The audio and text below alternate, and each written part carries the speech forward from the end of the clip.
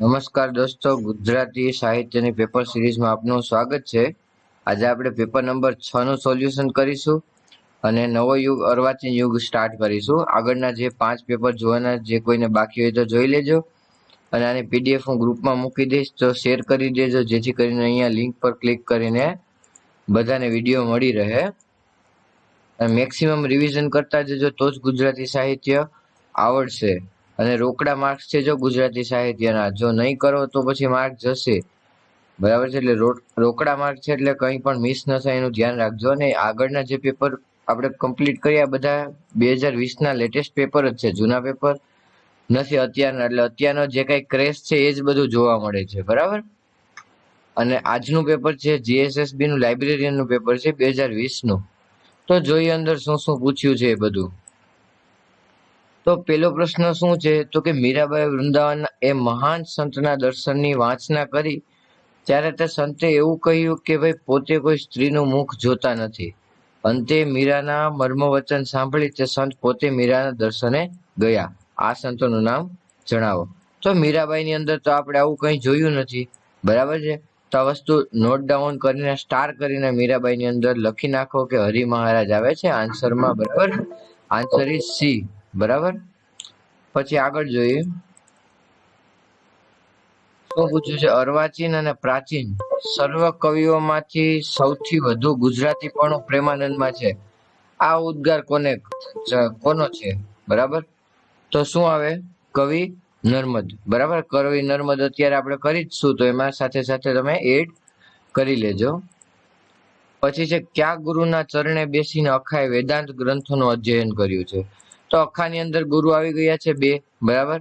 તો એની કોની પાસેથી શાસ્ત્ર સાહિત્યકાર કવિ ગુરુ એના કોણ છે, બ્રહ્માનંદજી. તો આન્સર શું આવશે, આન્સર ઇઝ બી. રિવિઝન કર્યું હશે બધાને યાદ હશે, બાકી બધાને નહીં હોય, બરાબર છે. રિવિઝન ખાસ કરજો તો કામ આવશે. જો કે આપણે ટેસ્ટ લેશું ત્યારે તો બધું કરાવશું જ છે તમને, એટલે રિવિઝન કરતા જજો. આપણે બધી લાઈન બાય લાઈન જે ક્વેશ્ચન બધાના કરીશું એમાંથી, બરાબર. હવે એવો ક્વેશ્ચન પૂછ્યો છે, ઉંબર છોડી તું ડુંગર પૂછે કેમ. આ પંક્તિના રચયિતા કોણ છે. તો આમાં શું આવે, તો પેલા તો કોઈકને એમ થાય કે ભાઈ મેં અખામાં તમને કહ્યું હતું કે ભાઈ નેગેટિવ વ્યક્તિત્વ દર્શાવતા હોય, સૃષ્ટિની વિરુદ્ધનું કંઈ પણ કવિતા કે જે કઈ લખતા હોય એ કોણ હોય, અખો હોય છે, બરાબર, છપ્પા. તો અહીંયા તો ઉંબર છોડી તું ડુંગર પૂજે કેમ. તો હવે આ પણ નેગેટિવ થાય છે, એટલે ઉતાવળમાં અખો ન કરી નાખતા પ્રેમાનંદ અહીંયા આન્સર આવે છે. એટલે આપણે જ્યાં પ્રેમાનંદ લખ્યું છે ને એની અંદર પાછળ જે પેલી નહીં લાઈન લખાવી તમને બધી ઇમ્પોર્ટન્ટ પંક્તિઓ, હા, તો ત્યાં એક એડ કરી લેવાનું કે ઉંબર છોડી તું ડુંગર પૂજે કેમ. કોની છે, પ્રેમાનંદની.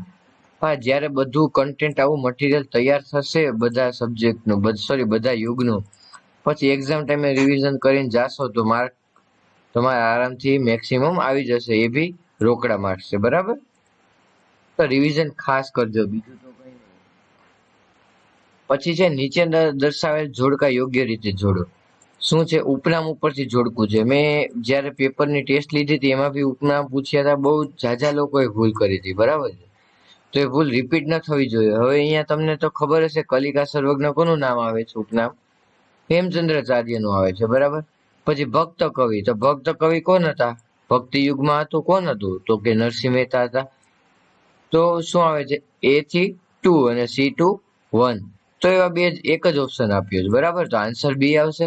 પણ સાથે સાથે જો અખો એટલે શું, તમને જ્ઞાન વાળો કવિ કીધું હતું, રેડી, ગર્વ જ્ઞાનનો વડલો, બરાબર છે, એના ઉપનામમાં કરાવ્યું છે. અને પ્રેમાનંદ એટલે મહાકવિ. તો આ જોડકા બધાને આવડી જાય તો 1 માર્ક આવી જાય રોકડો, બરાબર છે. તો હવે આગળ વધીએ. એ ઉપનામ ઉપરથી પૂછાય છે, એટલે જો ખાસ ઉપનામ તો યાદ રાખવા જ છે, બરાબર. અહીંયા શું છે, પ્રેમાનંદના જીવન વિશે માહિતી મેળવવા કયા કવિ વડોદરા ગયા હતા, બરાબર છે. તો આમાં શું આવે છે, નર્મદ. હવે જ્યારે નર્મદ કરાવું ત્યારે તમને બંને વસ્તુ હું રિવિઝન યાદ રખાવી દઈશ, બરાબર છે. પછી એવો પ્રશ્ન પૂછ્યો છે કે ભક્ત કવિ નરસિંહ મહેતા જુનાગઢ દામોદર કુંડમાં દરરોજ સવારે પદો ગાતા નહાવા જતા. તે સમયે ગાયેલા પદ કયા નામે ઓળખવામાં આવે છે. તો સવારમાં જે વગાડે એ તો પ્રભાતિયા કહેવાય છે, બરાબર. પણ જે તે ખુદ નાહવા જતા ને ગાતા ને એને શું કહેવાય છે? રામગરી કહેવાય છે. તો નરસિંહ મહેતામાં આ વસ્તુ યાદ રાખજો અને બધું લખતા જજો, જેથી કરીને અત્યારે તો 2 દિવસમાં યાદ રહેશે, પછી શું કરવાનું, બરાબર છે? એક્ઝામ આપવા ટાણે તો રિવિઝન જરૂરી છે, એટલા માટે આ બધું નોટ ડાઉન કરીને રાખજો. પછી આગળ જોઈએ. અખો એટલે ઉદ્ધવજી અને દયારામ એટલે ગોપી. કવિઓની આવી સરખામણી કોણે કરી છે? તો હવે મેં જ્યારે તમને લાસ્ટ ટાઈમ દયારામ કરાવ્યું હતું, તો દયારામને શું કીધું છે? વૃંદાવનની ગોપી.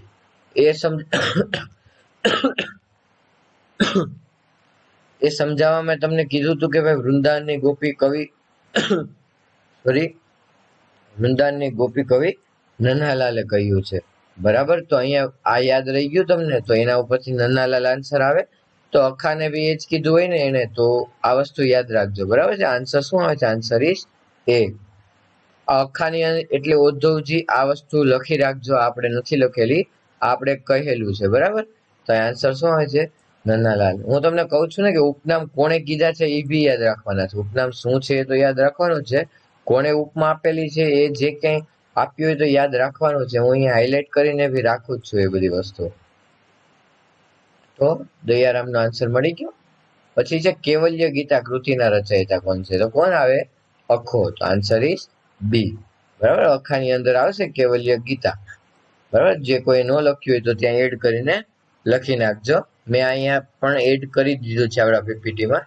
અને જ્યારે બધા જ યુગ પૂરા થઈ જશે એટલે બધા યુગની એક કમ્બાઈન પીપીટી બનાવીને આપણે ગ્રુપમાં મૂકી દઈશ, એટલે રિવિઝન બી તમને કામ કરવામાં મદદ થાય, બરાબર છે? હવે સાહિત્ય યુગ વિભાજન આપણે સ્ટાર્ટ કર્યું હતું, એના જૈન યુગ અને મધ્યકાલીન યુગ કમ્પ્લીટ કરી લીધા છે અને એની ટેસ્ટ બી લઈ લીધી છે. 250 જેટલા લોકોએ, સોરી 252 લોકોએ ટેસ્ટ આપી હતી અને બહુ સારા એવા માર્ક્સ મળ્યા છે. મેં રિઝલ્ટ બી તમને ગ્રુપમાં મૂકી દીધું હતું. અને આગળ બી આપણે એમાંથી પાછા ટેસ્ટ લેતા રહીશું, જેથી કરીને રિવિઝન થતું રહે, બરાબર છે? એટલે જે કઈ ટેસ્ટ લેવામાં આવે ને તો બધા પાર્ટિસિપેટ ખાસ કરજો, કેમ કે મેઇન વસ્તુ છે, રિવિઝન કરવામાં તમને કામ આવશે. હવે આવે છે અર્વાચીન યુગ. અર્વાચીન યુગ અથવા એને સુધારક યુગ પણ કહેવામાં આવે છે અને નર્મદ યુગ પણ કહેવામાં આવે છે, બરાબર? પછી 18મી સદી હતી ને એને અંધકાર વાળો યુગ કહે છે. 18મી સદી હતી ને એને અંધકાર યુગ કીધું. પછી એમાં બહુ ધાર્મિક સુધારાની જરૂર હતી. અંધશ્રદ્ધા અને અંધવિશ્વાસ ને બહુ જ હતું. પછી ત્યારના જે સાહિત્યકારો હતા ને એને સાહિત્ય લેખે ધાર્મિક માર્ગદર્શન આપવાની શરૂઆત કરી. એપ્રોક્સ 1850ની સાલથી, બરાબર? એટલે ત્યારથી ધાર્મિક સુધારાઓ થયા હતા, એટલે એને સુધારક યુગ કહેવામાં આવે છે. મેઇન કવિ દલપતરામ ને નર્મદભીમાં થઈ ગયા છે, એટલે એને નર્મદ યુગ પણ કહેવામાં આવે છે અને અર્વાચીન યુગ પણ કહેવામાં આવે છે. મધ્યકાલીન યુગ પછી અર્વાચીન યુગ, બરાબર છે? આખો સુધારક યુગ છે. બહુ જ ધાર્મિક સુધારાઓ થયા હતા એ યુગની અંદર. તો જોઈએ એની અંદર શું શું આવે છે, બધું સ્ટાર્ટ કરીએ આજનો અર્વાચીન યુગ. પેલા મેઇન કવિ દલપતરામ, બરાબર? મોસ્ટ ઇમ્પોર્ટન્ટ ટોપિક છે દલપતરામ. જે મોસ્ટ ઇમ્પોર્ટન્ટ હશે ને બધા કહેતું જઈશ. નર્મદ છે, બળવંતરાય છે, બરાબર? બકા ઠાકોર, બરાબર? કનૈયાલાલ મુનશી છે, ઉમાશંકર જોશી છે, નરસિંહ મહેતા, અખો, એ બધા હાઇલાઇટ ટોપિક છે, એમાંથી પૂછાય જ છે, બરાબર? અને આ પેપર તમે જોયું 2020 નું અત્યારે લીધું કે બધા ક્વેશ્ચન મધ્યકાલીન યુગમાંથી જ હતા. આની પહેલાનું પેપર લીધું એમાં બી બધા ક્વેશ્ચન મધ્યકાલીન યુગમાંથી જ હતા. તો થોડોક ભાર આપવાનો એ યુગ ઉપર. આગળ ગાંધી યુગ અને ગાંધી યુગમાંથી તો ઓછા પૂછાય, તો એમાં થોડુંક તમે બાયપાસ કરવું હોય તો કરી શકો. આમાંથી તો ભાઈ 5-6 ક્વેશ્ચન પૂછાતા હોય તો કરવા પડશે ને. તો હવે દલપતરામ ડાહિયારામ તરવાડી, બરાબર? 1820માં જન્મ. અર્વાચીન યુગના પ્રથમ કવિ. એ તો તમને ખબર પડી ગઈ. અર્વાચીન યુગમાં પહેલા કોણ ભણ્યા? દલપતરામ તો પ્રથમ કવિ થઈ ગયા. જન્મ વઢવાણ, આ વસ્તુ એક યાદ રાખજો. પેલા તો આપણે શું જોવાનું છે બધાના, કે ઉપનામ શું આપેલા છે. તો શું આવે? કવિશ્વર, લોકહિત ચિંતક કવિ, સભારંજન કવિ, ગુજરાતી વાણી રાણીના વકીલ. ખાસ મિત્રો યાદ રાખજો. અને ટેસ્ટ બી લઈશ તો આ બધા કવિના ઉપનામ પૂછીશ, જોડકા બી બનાવીશ, બધું આડું ટ્વિસ્ટ કરીને મૂકીશ, એટલે રિવિઝન થઈ જાય. પણ આ વસ્તુ એક ખાસ યાદ રાખજો, બરાબર? સમર્થ કવિ કોણે કીધું છે? વિજયરાજ વૈદ્ય. તો આ વસ્તુ યાદ રાખવાની, કોણે કહ્યું છે અને શું કહ્યું છે એ વસ્તુ. ગરબી ભટ્ટ. હવે ગરબીના રચયિતા તો દયારામ હતા. પછી ગરબી ભટ્ટમાં દયારામ ટીક નહીં કરી નાખવાનું, બરાબર છે? ગરબી ભટ્ટમાં શું આવશે? દલપતરામ. કોણે ઉપનામ આપેલું છે? નર્મદે. આ વસ્તુ ખાસ યાદ રાખજો ને નોટ ડાઉન કરીને રાખજો. અને અહીંયા જો એની કૃતિઓ જે છે ને, ચાલો ને આગળ જોઈએ. પેલા હું બેઝિક લઈ લઉં, બરાબર છે. ગુજરાતી ભાષાનું પ્રથમ પદ્ય સંભાષણ આપનાર, બરાબર છે. પ્રથમ પદ્ય સંભાષણ આપનાર મતલબ પદ્ય જ થાય, બરાબર છે. પછી જીવરાજ ભટ્ટના પાત્રને અમર બનાવનાર, જીવરાજ ભટ્ટના પાત્રને અમર બનાવનાર દલપતરામનું મોસ્ટ ઇમ્પોર્ટન્ટ ક્વેશ્ચન છે આ, બરાબર. શ્રેષ્ઠ નાટક શું છે? મિથ્યાભિમાની. મિથ્યાભિમાની. અને શ્રેષ્ઠ પાત્ર શું છે? જીવરામ ભટ્ટ. આ મિથ્યાભિમાનીની જોડણી બી યાદ રાખજો, ક્યાંક પૂછાઈ શકે, બરાબર છે. મિથ્યાભિમાની અને જીવરામ ભટ્ટ આ પાત્ર છે, અને આ નાટક છે. આપણે નરસિંહ મહેતા કરાવ્યા ત્યારે બી મેં તમને કહ્યું હતું. પછી અંગ્રેજ સરકારે કેપેનિયન ઓફ ઇન્ડિયન નો ખિતાબ આપેલો છે. તો આ એક ઉપનામ જ થયું ને, અંગ્રેજ સરકારે આપ્યું છે. તો એ ઇંગ્લિશમાં આપ્યું હોય, આ બધા ગુજરાતીમાં આપ્યું હોય, બરાબર છે. કેમ્પિયન ઓફ ધ ઇન્ડિયન, બરાબર છે. પછી દલપતરામે મિથ્યાભિમાનીને ભૂગોળ વિનાની ભવાઈ કહીને ઓળખાવી છે. શું કીધું છે? ભૂગોળ વિનાની ભવાઈ. તો આ વસ્તુ એક યાદ રાખજો કે ભૂગોળ વિનાની ભવાઈ કોને કહી છે? તો કે મિથ્યાભિમાની, બરાબર. પછી એલેક્ઝાન્ડર ફાર્બસે 1848 ના રોજ વર્નાક્યુલર સોસાયટીની સ્થાપના અમદાવાદ ખાતે કરી, દયારામની મદદથી, જેથી એને કવિશ્વરનું બિરુદ આપવામાં આવ્યું હતું. તો અહીંયા તમે જોઈ શકો છો કવિશ્વર. તો બિરુદ કોણે આપ્યું છે? તો કે એલેક્ઝાન્ડર ફાર્બસે. ખાસ મિત્રો સાલ યાદ રાખજો, વર્નાક્યુલર સોસાયટીની સ્થાપના દલપતરામ અને ફાર્બસે ભેગા મળીને કરી હતી. આપણે ફાર્બસ બી આગળ કરશું, બરાબર. અને આગળ તેનું વિદ્યાસભામાં રૂપાંતર થયું હતું. મેન વસ્તુ આ કન્ફ્યુઝન ટોપિક કયો તો ભલે, બરાબર છે. આ જોડકામાં પૂછાઈ ગયેલું છે, 2 વાર આગળ પૂછાયેલું છે કે 1849 માં એને વર્તમાન સાહિત્ય બહાર પાડ્યું હતું. પેલા જો 1848 માં શું છે? Vernacular society. પછી 1 વર્ષ પછી વર્તમાન સાહિત્ય, અને એના પાછા 1 વર્ષ પછી બુદ્ધિ પ્રકાશ, જે હાલમાં માસિક તરીકે પ્રગટ છે, બરાબર. એટલે આ વસ્તુ ત્રણેય સાલ યાદ રાખવાની છે: 1848, 1849 ને 1850. શું? તો કે વર્નાક્યુલર સોસાયટી, વર્તમાન સાહિત્ય અને બુદ્ધિ પ્રકાશ. આમાં બંનેમાં કન્ફ્યુઝન થઈ જશે, કયું કયા સાલમાં છે નહીં યાદ રહી. આ ખાસ વસ્તુ યાદ રાખજો. હું ટેસ્ટમાં બી આમાંથી પૂછીશ, અત્યારથી જ કહી દઉં, બરાબર. ત્યારે જેટલા ટેસ્ટ આપે છે, જેટલા લેક્ચર છે, એક વ્યક્તિનું ખોટું ન પડવું જોઈએ. અત્યારથી ક્વેશ્ચન આપી દો કે આ હું પૂછી શકશે, બરાબર. એટલે યાદ રાખજો બધું. મનહર છંદ આપ્યો હતો, યાદ આવ્યું? મનહર છંદ આપણે ગુજરાતી ગ્રામરમાં તમને કરાવ્યો છે ને, બરાબર. હડુલા સાહિત્ય પ્રકાર તેને આપ્યો હતો, એક સાહિત્યનો પ્રકાર છે હડુલા. પછી મેઇન વસ્તુ આ જો ભૂત નિબંધ, જ્ઞાતિ નિબંધ, બાળ વિવાહ અને પુનર્વિવાહ આ જોડકામાં પૂછાયેલું છે આગળ, બરાબર છે. કોનું છે? તો કે દયારામનું. 4 પૂછાયેલા છે. ભૂત નિબંધ, જ્ઞાતિ નિબંધ પેરમાં પૂછાયેલા છે, અને પ્રાસ મળે છે એટલે રાખીએ. જો ભૂત નિબંધ ને જ્ઞાતિ નિબંધ, પ્રાસ મળ્યો નિબંધ. પછી વિવાહ, બાળ વિવાહ અને પુનર્વિવાહ, તો પ્રાસ મળ્યો. તો 4 કોનામાં આવશે? દલપતરામમાં. હિન્ટ પ્રાસ મળી રહી ને યાદ રહી જાય, એટલા માટે હું તમને એવી રીતે અહીંયા આપું છું, બરાબર. તો આ થયું દલપતરામ. ખાસ મિત્રો ઇમ્પોર્ટન્ટ ટોપિક છે, મિસ્ટેક ન કરતા કઈ. આગળ ક્વેશ્ચન આન્સર દલપતરામના જે કઈ આવશે આપણે આના ઉપરથી જ કરશું, અને જે કઈ એડ કરવાનું હશે એ બી કરતા રહેશું. તો જોઈએ આગળનો હવે શું આવે છે. પંક્તિઓ છે, તો પંક્તિઓ તો ભાઈ બધી યાદ રાખવાની. આટલી બધી પંક્તિઓ છે, બધી યાદ રાખવાની જરૂર નથી. જ્યારે એક્ઝામમાં આપણે પેપર સોલ્યુશનમાં આવશે એવી રીતે યાદ રાખતા જશું. એક આ યાદ રાખજો, અંધેરી નગરી ગંડુ રાજા, બરાબર છે. આ વસ્તુ યાદ રાખવાની. ધોરણ યાદ ન રાખો તો કઈ નહીં. જો મિથ્યાભિમાની નાટકમાંથી શું લીધું છે? જીવરામ ભટ્ટ જમવા બેઠા, બરાબર છે. પછી પિતાની સેવા, અટક ચાલો જીવો, અને શરણાઈ વાળો અને શેઠ. આ વસ્તુ યાદ રાખજો, 4 વસ્તુ, બરાબર છે. જોકે પેપર સોલ્યુશનમાં આવશે એમ આપણે કરાવતા જ રહીશું. હવે નર્મદ, બરાબર, જેને આપણે યુગનું નામ આપ્યું, નર્મદ યુગ.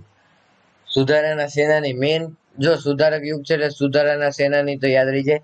અને મેન વસ્તુ કે જો આ જે યુગ સ્ટાર્ટ થયો છે નર્મદ, બરાબર, એમાં પેલા નન્ના આવશે, 3 નન્ના, બરાબર. 3 આવશે નન્ના, જેના નામ ન ઉપરથી જ છે ત્રણેયના, અને ત્રણેય બોર્ન સુરત થી જ છે, બરાબર. તો એ ત્રણેય જોઈ લેશું, અને ત્રણેય યાદ રાખવાના છે. જો કે હું એવી રીતે તમને યાદ રખાઈ દઈશ કે આરામથી યાદ રહી જશે, એટલે કન્ફ્યુઝ નથી થવાનું. પણ નર્મદ જોઈ લઈએ, નર્મદ ની અંદર શું છે, એને ખાસ ટોપિક છે, બરાબર. તો જોઈએ સુધારાનો અરુણ. હવે એ તો સુધારક યુગ છે, તો સુધારાનો અરુણ તો નર્મદ જ હોય ને, એને ઉપનામ આપેલું છે.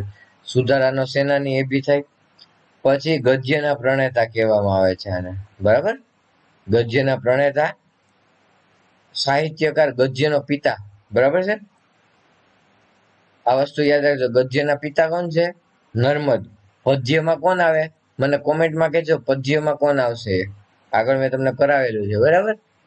પછી યુગ પ્રવર્તક. હવે યુગ ચેન્જ છે એ તો તમને કીધું ને મેં આગળ, નર્મદ યુગ જે અંધકાર બધું થઈ ગયું હતું ને ધાર્મિક સુધારાની જરૂર હતી, તો યુગમાં પરિવર્તન કર્યું હતું, એટલે એને યુગ નામ આપ્યું, નર્મદ નામ આપ્યું. તો યુગ પ્રવર્તક કોણ થશે?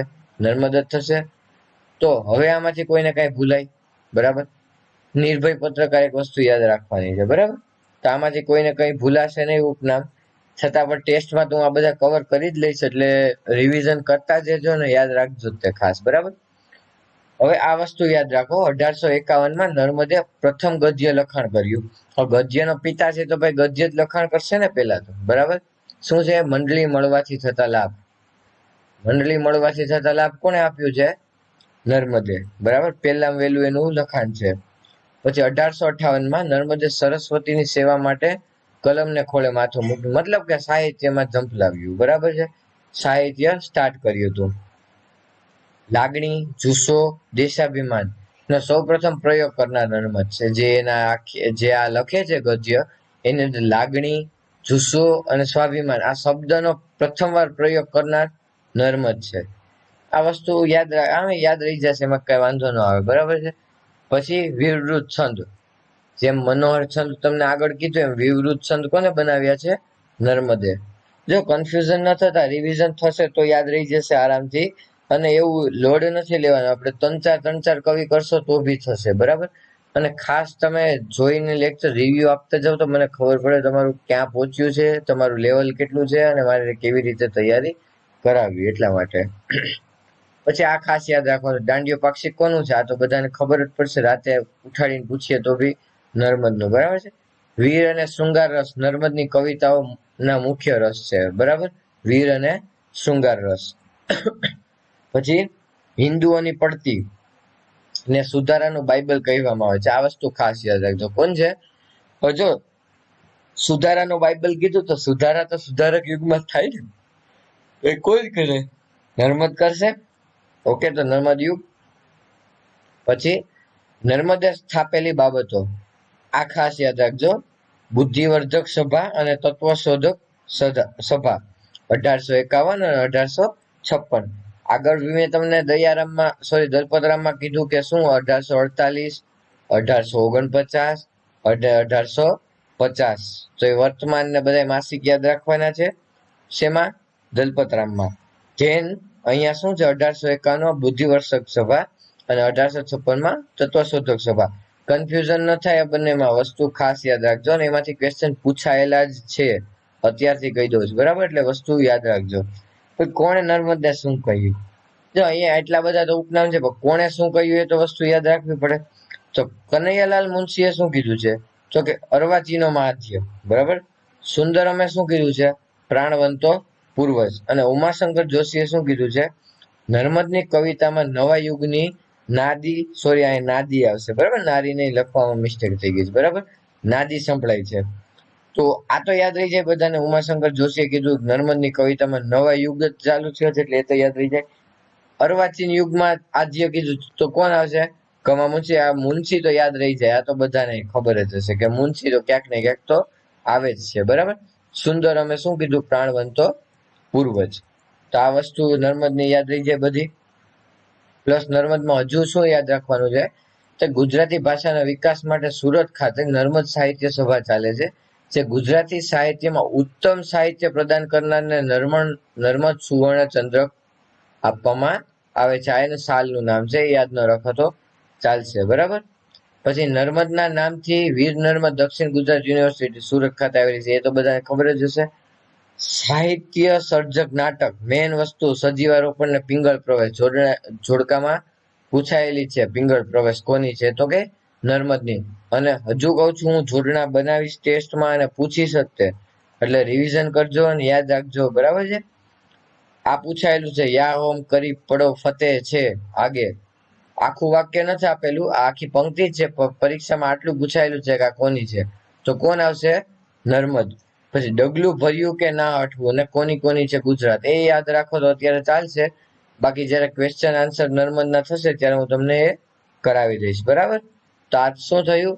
નર્મદ. જો લેન્ધી છે, લેન્ધી તો નહીં, મોટું છે ખાલી, અને યાદ રહી જાય એવું છે, કઈ વાંધો નથી. તમ તારે 2-3 વાર જોશો આરામથી યાદ રહી જશે. અને છતાં પણ ન રહી તો રિવ્યુ આપજો કોમેન્ટમાં, તો હું નેક્સ્ટ ટાઈમ એવી રીતે ક્યાંક ટ્રાય કરીશ કે તમને યાદ રહી જાય, બરાબર. એક ન આપણે જોઈ લીધો નન્નામાં, તો બીજો ન જોઈ લઈએ, બરાબર. સુરતના જોઈ, તમને કીધું ને સુરતના 3 ન આવશે નન્ના. શેમાં આવશે? નર્મદ યુગમાં. નકરું ન જ ભેગું થયું છે, બરાબર. તો શું છે? નંદશંકર તુલજાશંકર મહેતા. હવે આ કેમ યાદ રાખવું? તો જો નર્મદમાં તો તમને સુધારાનું સુધારક યાદ રહી ગયું. હવે નંદશંકરમાં શું કરવાનું છે, બરાબર. તો કરણ ઘેલો તો તમે સાંભળ્યું છે, ઐતિહાસિક નવલકથા સાંભળી ને, ઐતિહાસિક નવલકથા કરણ ઘેલો ઘણી વાર સાંભળ્યું છે. તો એ કોની છે? તો કે અહીંયાની, આની, બીજા નની, બરાબર છે. નંદશંકર તુલજાશંકર મહેતાની. એ ધંધુકામમાં મામલતદાર અને કચ્છના રાજવીના વહીવટદાર તરીકે પણ સેવા આપેલી છે. એ તો ઠીક, હવે ગૌણ બાબત છે, બરાબર. 1870માં સૌથી નાની વયે દિલ્હી દરબારમાં વિશિષ્ટ સન્માન સાથે રાવ બહાદુરનો ખિતાબ મળેલો છે. આ વસ્તુ ખાસ યાદ રાખજો કે ભાઈ રાવ બહાદુરનો ખિતાબ કોને આપેલો છે? તો કે સૌથી મોટી નવલકથા, ઐતિહાસિક નવલકથા લખેલી છે ને, કોણ છે? તો કે નંદશંકર તુલજાશંકર મહેતા. કઈ નવલકથા છે? તો કે કરણ ઘેલો. હવે આટલું બધું તો લિંક આપી દીધી એટલે યાદ રહી જાય ને. બધાય કહે છે કે કરણ ઘેલો નવલકથા ઐતિહાસિક લખી છે, એની અંદર પણ છે શું? તો કે ગુજરાતના વાઘેલા વંશના છેલ્લા રાજા કર્ણદેવ બીજાનું જીવન ચરિત્ર છે, અને જેની અલાઉદ્દીન ખિલજીની તુર્કીશ સેના સામે 1298માં હાર થઈ હતી, એનું વિસ્તૃતમાં નિરૂપણ છે. શેમાં છે? કરણ ઘેલોમાં, બરાબર છે. તો આ વસ્તુ યાદ રહી ગઈ. 3 જ વસ્તુ નન્નામાં યાદ રાખવાની છે. નર્મદમાં તો કે સુધારક યુગના પિતા, ગદ્યના પિતા કહેવામાં આવે છે. પછી નંદશંકર આવે તો શું આવશે? તો કે કરણ ઘેલો આવશે. અને લાસ્ટ ત્રીજા નમાં શું છે? તો કે નવલરામ લક્ષ્મીરામ પંડ્યા. બાપ દાદાના નામ ન યાદ રાખો તો ચાલે, બરાબર. નવલરામ પંડ્યા. ઉપનામ શું છે? વિવેચક. ગુજરાતી સાહિત્યના પ્રથમ વિવેચક. હવે જો યાદ લિંક આપી દઉં તમને કે નન્ના છે 3 ના, બરાબર, સુરતના. તો પેલા નામાં શું આવશે? તો કે નર્મદ સુધારક યુગ, બરાબર છે. પછી બીજા નમાં શું આવશે? તો કે કરણ ઘેલો નવલકથા, બરાબર છે. ત્રીજા નમાં શું આવશે? તો કે પ્રથમ વિવેચક ગુજરાતી સાહિત્યના, બરાબર. 3 વસ્તુ યાદ રાખવાની છે, સિમ્પલ છે, આરામથી યાદ રહી જશે.